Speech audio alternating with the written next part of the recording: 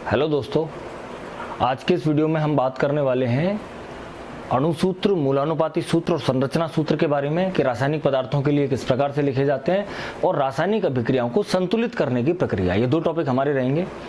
आयनिक यौगिक जो होते हैं, आयनिक कंपाउंड, उनका सूत्र लिखने का जो प्रोसीजर है उसके लिए एक अलग से वीडियो है जिसकी लिंक है डिस्क्रिप्शन में, आप सर्च कर सकते हैं। उसी चैनल पर फार्मूला ऑफ आयनिक कंपाउंड्स करके एक अलग से वीडियो है। तो उसके अलावा जो है आपके अणुसूत्र जो है, मूलानुपाती सूत्र, वो किस प्रकार से लिखे जाते हैं उनके बारे में हम बात करेंगे। सबसे पहली चीज, अणुसूत्र, मूलानुपाती सूत्र और संरचना सूत्र होते क्या हैं।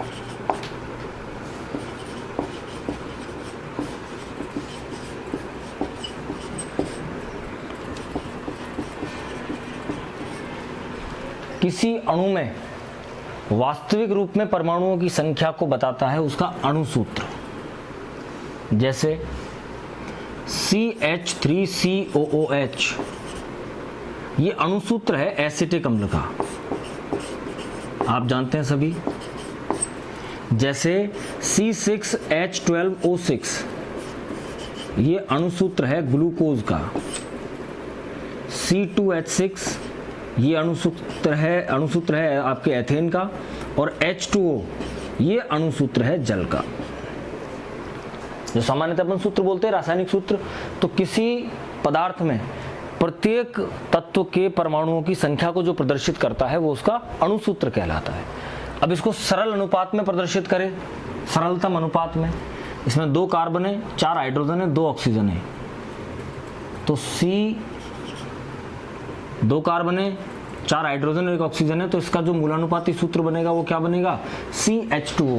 जो ये प्रदर्शित कर रहा है कि इस अणु के अंदर कार्बन, हाइड्रोजन और जो ऑक्सीजन है वो 1:2:1 के रेशियो में है, 1:2:1 में है। 2 कार्बन, 4 हाइड्रोजन, 2 ऑक्सीजन, ये इसका मूलानुपाती सूत्र है। इसके अंदर 6, 12 और 6, यानी इसका भी मूलानुपाती सूत्र क्या होगा, CH2O। इसके अंदर 2 और 6 सरल अनुपात निकालें तो क्या आएगा, 1:3। भाई 2 और 6 तो 1:3 आएगा, CH3। इसमें यही सरलतम अनुपात है जो इसका सूत्र लिख रहा है यहाँ पे H2O, तो इसका अणुसूत्र और मूलानुपाती सूत्र क्या है, समान है। ध्यान रखें, सरलतम अनुपात में आपने परमाणुओं की संख्या को प्रदर्शित किया, वो मूलानुपाती सूत्र है, और वास्तविक परमाणुओं की संख्या को आप प्रदर्शित करेंगे वो क्या है, उसका अणुसूत्र है। परमाणुओं की व्यवस्था किस प्रकार है, वो किस तरह से एक दूसरे से जुड़े हुए हैं। कार्बन से 3 हाइड्रोजन जुड़े हुए हैं, पहले CH3 बन रहा है, फिर कार्बन से एक डबल बॉन्डेड ऑक्सीजन है, फिर O है, फिर H है। ये मैंने इसका क्या बनाया, ये इसका संरचना सूत्र है। पूरा खोल के डिटेल बताओ कौन सा परमाणु किससे जुड़ा हुआ है, किस प्रकार का बंध है, उससे बनता है कौन सा सूत्र, संरचना सूत्र।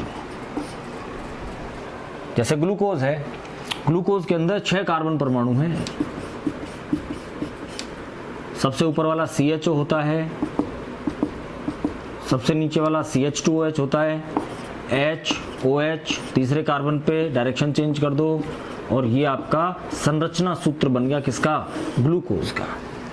इनके आप आसानी से बना सकते हैं। C2H6 है, इसके अंदर 2 कार्बन है और दोनों कार्बन से 3 क्या जुड़े हुए हैं, हाइड्रोजन। ये एथेन का संरचना सूत्र है। जल के लिए 1 ऑक्सीजन है, 2 लोन पेयर होते हैं जिस पर, और 2 इससे क्या जुड़े रहते हैं, हाइड्रोजन। किसी अणु में प्रत्येक तत्व के परमाणुओं की वास्तविक संख्या को प्रदर्शित करता है उसका अणुसूत्र। उन परमाणुओं की संख्या को सरलतम अनुपात में प्रदर्शित करता है उसका मूलानुपाती सूत्र। और उसमें परमाणु किस प्रकार से बंधित हैं, बंध किस प्रकार के हैं, किस प्रकार जुड़े हुए हैं, उसको प्रदर्शित करता है संरचना सूत्र।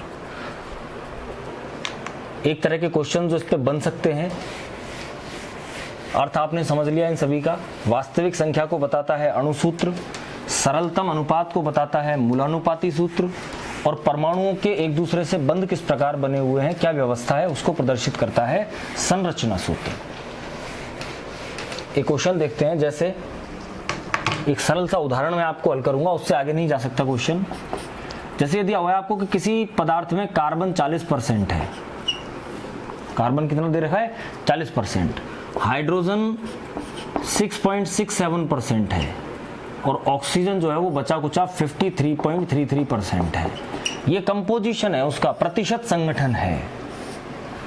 और उस पदार्थ का अणु भार जो है वो 180 है। अणुभार कितना दिया हुआ है? 180। तो उसका मूलानुपाती सूत्र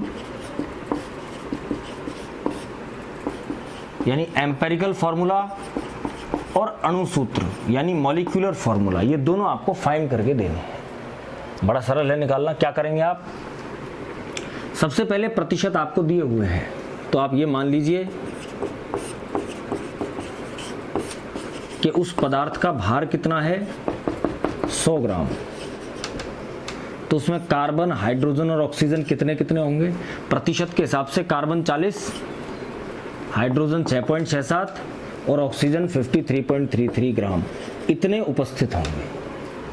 पदार्थ का भार अगर मैं 100 ग्राम मान लूं तो कार्बन उसमें 40 ग्राम, ये इतने ग्राम और ये इतने ग्राम होगा। फिर मोल प्राप्त कीजिए इनके, और मोल प्राप्त करने के लिए कार्बन को उसके आपके परमाणु द्रव्यमान 12 से भाग लगाओ, हाइड्रोजन की मात्रा को उसके परमाणु द्रव्यमान 1 से भाग लगाओ, ऑक्सीजन की मात्रा को उसके परमाणु द्रव्यमान 16 से भाग लगाओ।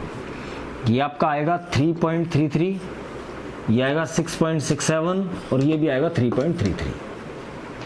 पहले प्रतिशत आपको दिए हुए हैं, आप पूरे पदार्थ का भार 100 ग्राम मान लो, पूरा अणुभार दिया हुआ है आपको 100 ग्राम मान करके ये प्रतिशत मात्रा के हिसाब से इनके वजन मान लिए और इनको इनके जो मोलर द्रव्यमान है, परमाणु द्रव्यमान है, उनसे भाग लगाइए। 3 टर्म आ गई। अब क्या करना है, गौर से सुने कि जो इनमें सबसे छोटी है उससे सभी को डिवाइड कर दो। तो इनमें छोटी कौन सी है? 3.33।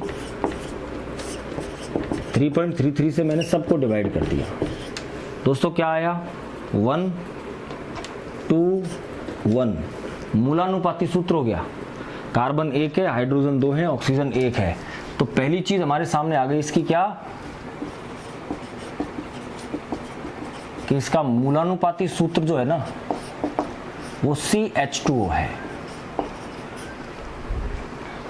यहां तक का निकाल लेंगे आसानी से, कुछ भी इसमें कॉम्प्लिकेशन नहीं है। प्रतिशत को 100 ग्राम मान लो, बस प्रतिशत जो दिया हुआ है उसको 100 मान लो, कैलकुलेशन आराम से हो जाएगी। जो अणु सूत्र होता है ये होता है N गुणा मूलानुपाती सूत्र।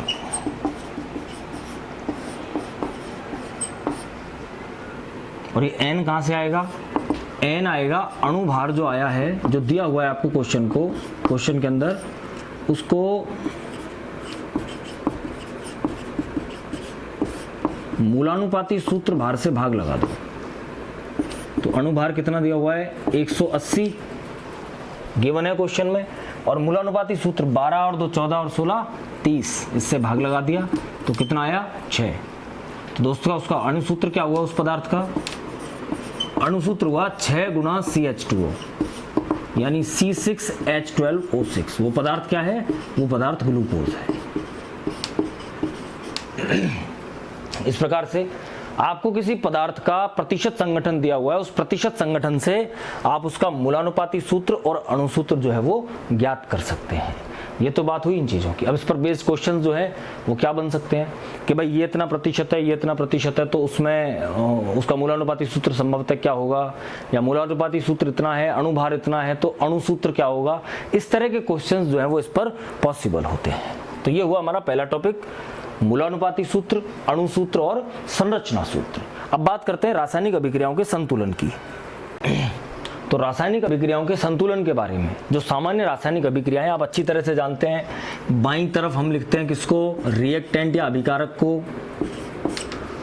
दाईं तरफ लिखते हैं उत्पाद को, एक से अधिक हो बीच में प्लस लगाते हैं।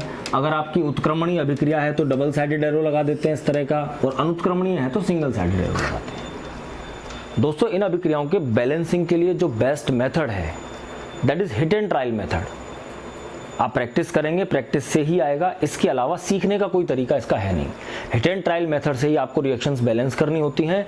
सभी परमाणुओं की संख्या को समान कर लें, दोनों तरफ बैलेंस करके। इसमें एक चीज ध्यान रखनी है आपको कि ऑक्सीजन बैलेंस करने हों, 1 से 2 करने हों, तो 2 आप यहां लगा सकते हैं, आप 2 सीधा यहां लगा करके अणु सूत्र ना बदलें। जो मुख्य समस्या हो जाती है कई बार हमको बैलेंसिंग में, क्या करते हैं अपन कि परमाणु की संख्या को बराबर करने के चक्कर में अपन अणुसूत्र को बदल देते हैं। तो ये ध्यान रखना है, मोलों की संख्या परिवर्तित करनी है आपको, केवल अणुसूत्र में कोई छेड़खानी नहीं करनी है। Balance hit and trial method से ही होगी ये वाली अभिक्रियाएं। इसके अलावा जो रेडॉक्स अभिक्रियाएं हैं, रेडॉक्स का मतलब ऑक्सीकरण अपचयन की अभिक्रियाएं जिनमें एक साथ होती हैं वो रेडॉक्स अभिक्रियाएं कहलाती हैं। उन रेडॉक्स अभिक्रियाओं के संतुलन के लिए, क्योंकि रासायनिक समीकरण अपने सिलेबस में टॉपिक है, तो मैं बैलेंसिंग के बारे में थोड़ी सी आपको स्टार्टिंग की नॉलेज दे देता हूं इसकी, कि भाई अगर आपके पास कोई रेडॉक्स रिएक्शन है उसको बैलेंस करना हो तो बैलेंस किस तरह से करना है। अब देखिए, एक ऑक्सीकरण अंक निकालना, तुम्हारे टॉपिक सिलेबस में ऑक्सीकरण अपचयन भी है, तो ऑक्सीकरण अंक निकालना, इसको तो मैं ऑक्सीकरण अपचयन वाली जब आपको कराऊंगा प्रोसीजर तब बात करेंगे। अभी मैं आपको एक सिंपल सी रिएक्शन लेकर के उसकी बैलेंसिंग समझा देता हूं।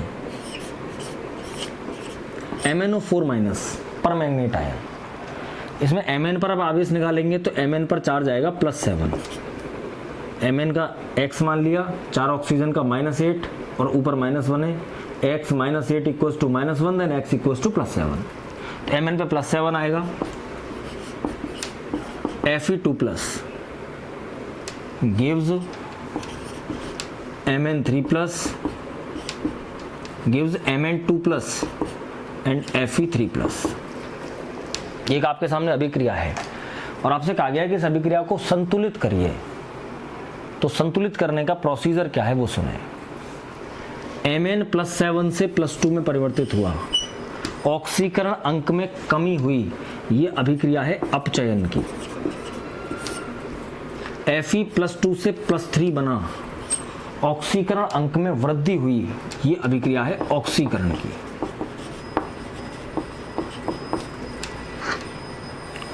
ये अभिक्रिया हमने देख ली, रेडॉक्स अभिक्रिया, अपचयन भी हो रहा है इसके अंदर और ऑक्सीकरण भी हो रहा है। सबसे पहला काम, आप इन दोनों अभिक्रियाओं को सेपरेट करेंगे।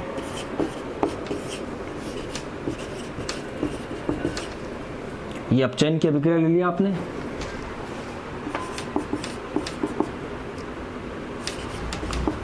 ये ऑक्सीकरण की अभिक्रिया ले ली। तो पहले दो अभिक्रियाओं को अलग कर लो, अपचयन की अभिक्रिया अलग, ये निकाल लिया आपने, ऑक्सीकरण की अभिक्रिया अलग। हाफ रिएक्शन मेथड बता रहा हूं मैं आपको, अर्ध अभिक्रिया विधि।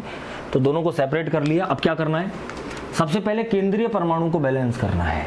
यहाँ Mn 1 है, यहाँ भी 1 है, यहाँ Fe 1 है, यहाँ पे भी 1 है, तो सेंट्रल एटम ये बैलेंस है, दोनों में बराबर है, व्यवस्था ठीक है। इसके बाद फिर आप ऑक्सीजन को बैलेंस करिए, और ऑक्सीजन को बैलेंस करने के लिए गौर से सुनिएगा एक एक स्टेप को। ऑक्सीजन को बैलेंस करने के लिए जिस तरफ जितने ऑक्सीजन कम हैं उतने जल के अणु जोड़ दो। तो यहाँ 4 ऑक्सीजन है, यहाँ एक भी नहीं है, तो हम क्या करेंगे, MnO4- gives Mn2+ + 4H2O। Oxygen हो गई बराबर, यहाँ तो कुछ है ही नहीं, जरूरत ही नहीं है। ऑक्सीजन बैलेंस कर ली, क्या करना है, जिस तरफ जितने ऑक्सीजन कम है उतने जल के अणु जोड़ देने हैं। फिर बैलेंस करिए हाइड्रोजन को, जिस तरफ जितने हाइड्रोजन कम है उतने H+ जोड़ दो। तो यहाँ हाइड्रोजन कितने हैं, 4 2 are 8, यहाँ एक भी नहीं है, तो इस तरफ मैं 8 H+ जोड़ दूंगा।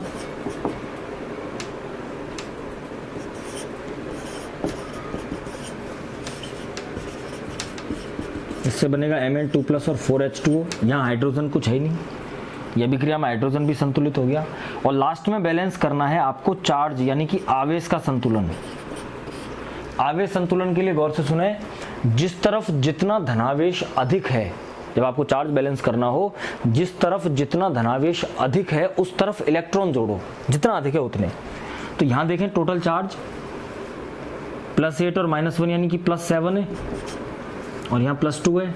किधर ज़्यादा है, इस तरफ ज़्यादा है। कितना ज़्यादा है, यहाँ तो प्लस का 2 है और यहाँ प्लस का 7 है, -1 और 8 प्लस करके, तो 5 ज़्यादा है, तो इसको 5 इलेक्ट्रॉन जोड़ दो। ये रिएक्शन बैलेंस हो चुकी आधी। इधर इलेक्ट्रॉन में तो आवेश में तो अंतर है भाई, ऑक्सीजन हाइड्रोजन ही तो नहीं थे, आवेश में अंतर है। अब आवेश के अंतर के लिए यहाँ +2 है, यहाँ +3 है, इधर ज़्यादा है। कितना ज़्यादा है, 1 ज़्यादा, तो इधर 1 इलेक्ट्रॉन जोड़ दो।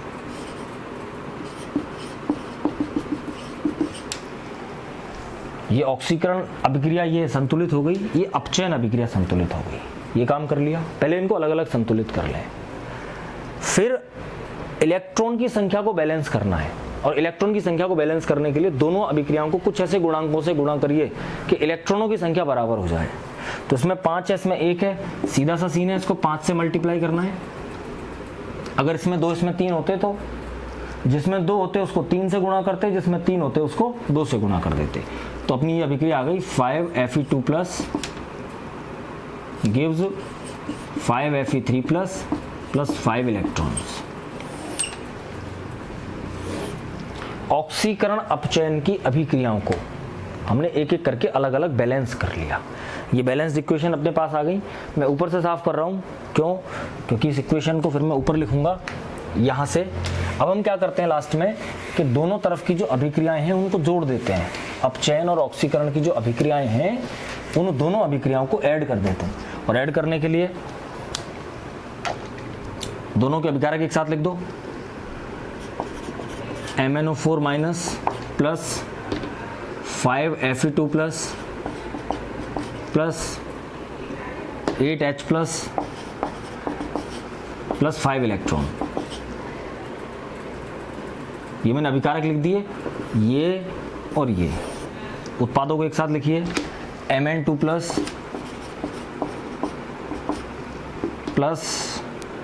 5Fe3 plus 4H2। वो लास्ट में इधर उत्पाद के रूप में क्या है, 5 इलेक्ट्रॉन। अब ये इलेक्ट्रॉन बराबर हमने इसलिए किए थे जिससे दोनों तरफ के इलेक्ट्रॉन काटे जा सकें। इनको काट दो, इसको अगर काट दोगे दोनों इलेक्ट्रॉन्स को, तो ये अभिक्रिया संतुलित हो चुकी है। ये रिएक्शन बैलेंस्ड है, but the reaction is now balanced in acidic medium. ये बैलेंस्ड है किस माध्यम में? अम्लीय माध्यम में। 8H प्लस आयन है इसके अंदर, तो ये अम्लीय माध्यम में बैलेंस हो गई। रिएक्शन तो बैलेंस हो गई, सब कुछ बराबर हो गया। अब बात आती है, अगर आपसे कहा जाए कि भाई इसको अम्लीय नहीं, हमें तो क्षारीय माध्यम चाहिए, तो क्षारीय माध्यम के लिए क्या करना है? जिस तरफ H प्लस हैं और जितने हैं उतने OH माइनस जोड़ दो। तो यहाँ 8H प्लस है, तो मैं क्षारीय माध्यम के लिए क्या करूँगा, यहाँ पे 8 OH माइनस भी जोड़ दूंगा। जितने इधर जोड़े उतने इधर भी जोड़ना है, बैलेंस करना है, तो 8 OH माइनस इधर जोड़ दिए। तो दोस्तों रिएक्शन क्या बन के आई? MnO4 minus plus 5Fe2 plus 8 OH और 8 H ने मिलकर क्या बना लेगा? 8H2 gives Mn2 plus 5Fe3 plus 8 OH minus plus 4H2।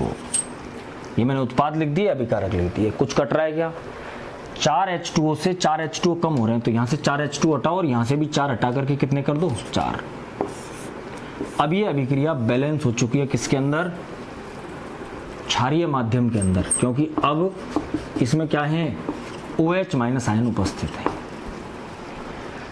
तो ये हुई रेडॉक्स अभिक्रियाओं को संतुलित करने की बात। तो सामान्य अभिक्रियाएं हैं, उनको हिट एंड ट्रायल मेथड से आप वो करें, बैलेंस करें। रेडॉक्स अभिक्रिया के लिए मैंने आपको प्रोसीजर बताया, स्टेप बाय चलना है, सेपरेट करके इस तरीके से आप इनको बैलेंस कर सकते हैं। मूलानुपाती सूत्र, अणुसूत्र के बारे में भी बात की। इसी यूनिट के अंदर एक टॉपिक परमाणु की संरचना है, उसके लिए अलग से परमाणु संरचना 1 से लेकर 5 तक 5 वीडियो अवेलेबल हैं। तो परमाणु संरचना को आप वहां से पढ़ें।